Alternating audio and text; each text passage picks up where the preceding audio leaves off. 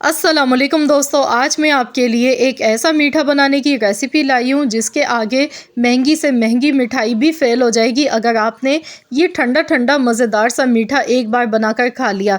मिट्टी की हांडी में से बनाया जाता है और इतना मज़े का ये बनता है कि आपका दिल चाहेगा बस खाते ही चले जाएं, हाथों को रोकना मुश्किल हो जाएगा। तो जी जनाब, आज मैं आपके लिए लेकर आई हूँ बहुत ही मज़ेदार सा शादियों में मिलने वाला गजरेला बनाने की रेसिपी। आज आपको ऐसा बेहतरीन और ऐसा आसान तरीका बताऊंगी कि आप लोग भी बस खाते ही रह जाएंगे। तो इसके लिए मैंने यहाँ पर सबसे पहले मिट्टी की हांडी ली। इसमें मैंने 1 लीटर दूध शामिल कर दिया। कोई भी फुल क्रीम वाला आपने दूध ले लेना है, दूध गाढ़ा होना चाहिए। तो मैंने यहाँ पर पैकेट का दूध लिया है और ये फुल फैट क्रीम वाला दूध है। दूध जब तक बॉयल हो रहा है तो यहाँ पर मैं आपको दिखा दूँ, मैंने यहाँ पर चावल लिए हैं, आधा कप चावल लिए। जो मोटे वाले चावल होते हैं ना, इस तरह के मैंने ये टोटा चावल लिए हैं, मोटा चावल। इसमें थोड़ी लेस बनती है, इसकी वजह से गजरेला बहुत अच्छी बनेगी। तो आपने भी चावल जो भी आपके पास हो वही ले लीजिएगा, लेकिन स्पेशली जो इसके लिए चावल लिए जाते हैं ना, ये मोटे चावल कहलाते हैं और ये टोटा चावल होते हैं। इससे ये बहुत ही मज़ेदार गजरेला बनती है। तो मैंने यहाँ पर चावल पानी में भिगो कर रख दिए थे 20 मिनट पहले, तो चावल अच्छी तरह से भीग चुके हैं। तो मैंने यहाँ पर अब इसमें चावल शामिल कर दिए। अब दूध में बॉयल आने का इंतज़ार करना है। तो दूध पहले से ऑलरेडी यहाँ पर बॉयल एक आ चुका था इसमें, तो दोबारा से हमने इसमें बॉयल आने तक इंतज़ार करना है। इसे हम थोड़ी थोड़ी देर के बाद चम्मच इसमें चलाते रहेंगे ताकि इसमें दूध या चावल नीचे लगे नहीं। तो यहाँ पर देखिए 5 मिनट हो चुके हैं इसे पकते हुए और आप देख सकते हैं दूध भी देखिए कितना गाढ़ा है। ऊपर इसके अभी से इतने झाग आ गए हैं। तो बस अब हमने इसे, जब तक चावल एकदम सॉफ्ट नहीं हो जाते हैं, इसे हमने 10 से 15 मिनट तक पकने देना है। तो मैं यहाँ पर इसे अब कवर कर दूँगी और मैं इसे ढककर हल्की आंच पर पकाऊँगी। तकरीबन इसे हमने 15 मिनट तक लाज़मी पकाना है। 15 से 20 मिनट लग जाते हैं इसे पकने में।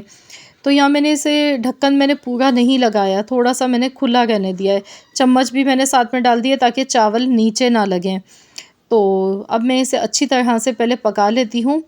तो यहाँ पर देखिए टोटल 15 मिनट हो चुके हैं पकते हुए। तो मैं आपको दिखाऊंगी, ये देखिए दूध भी देखिए काफ़ी कम इसका हो चुका है, लेकिन खीर अभी हमारी गाढ़ी नहीं हुई है जिस तरह की हमें चाहिए। तो यहाँ देखिए इस तरह की इसकी कंसिस्टेंसी है। तो अब मैं इसमें गाजर शामिल कर दूँगी। मैंने यहाँ पर 2 मीडियम साइज़ की गाजर ली थी। गाजर को मैंने छीलकर इस तरह से ग्रेट करके लिया है। मोटे सुराख वाला आपने ग्रेटर यूज़ करना है। गाजर को इस तरह से आपने ग्रेट करके ले लेना है। तो मैंने यहाँ पर देखिए गाजर को डायरेक्ट ऐसे ही डाला है। बाज़ लोग इसे थोड़ा-सा घी में भूनकर फिर डालते हैं, लेकिन इससे कोई भी फ़र्क नहीं पड़ता है। आपने डायरेक्ट ऐसे ही इसमें गाजर का इस्तेमाल करना है।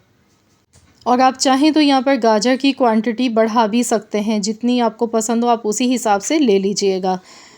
तो बस अब मैं इसे मज़ीद और पकाऊंगी। देखिए खीर हमारी गाढ़ी होने लगी है, ये देखिए। तो मैं इसे भी मज़ीद और पका लेती हूँ 15 मिनट के लिए। तो मैं दोबारा से इसे कवर कर देती हूँ ताकि खीर हमारी बहुत अच्छी सी गाढ़ी हो जाए।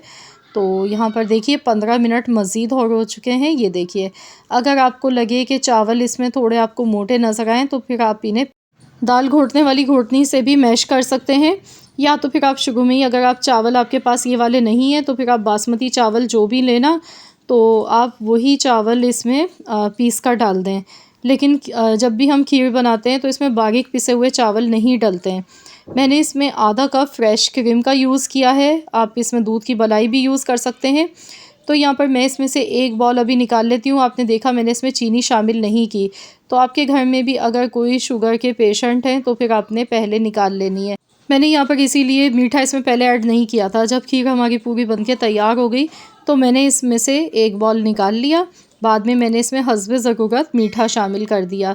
1 कप के बराबर मैंने इसमें चीनी शामिल की। अब इसमें 1 टीस्पून मैंने इलायची का पाउडर शामिल किया। हरी इलायची को पीस कर डाल दिया।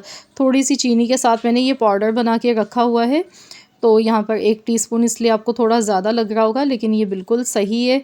तकरीबन 4 सब्ज़ इलायची का पाउडर इसमें आपने शामिल करना है। अगर आपको इलायची पाउडर पसंद नहीं है तो फिर आप इसकी जगह पर वनीला एसेंस का भी इस्तेमाल कर सकते हैं, केवड़ा एसेंस भी यूज़ कर सकते हैं खुशबू के लिए। तो मैंने इसे ठंडा होने के लिए रख दिया था फ्रिज में। तो यहाँ पर देखिए 2 घंटे के बाद मैं आपको दिखा रही हूँ। देखिए आप, माशाल्लाह अल्हम्दुलिल्लाह कितनी ज़बरदस्त ये गजरेला बन के तैयार हुई है।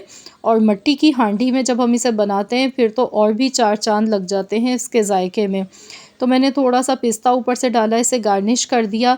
तो देखिए एकदम रबड़ी मलाई जैसी बहुत ही मज़ेदार हमारी ठंडी-ठंडी कुल्फ़ी जैसी गजरेला बन के तैयार हो चुकी है।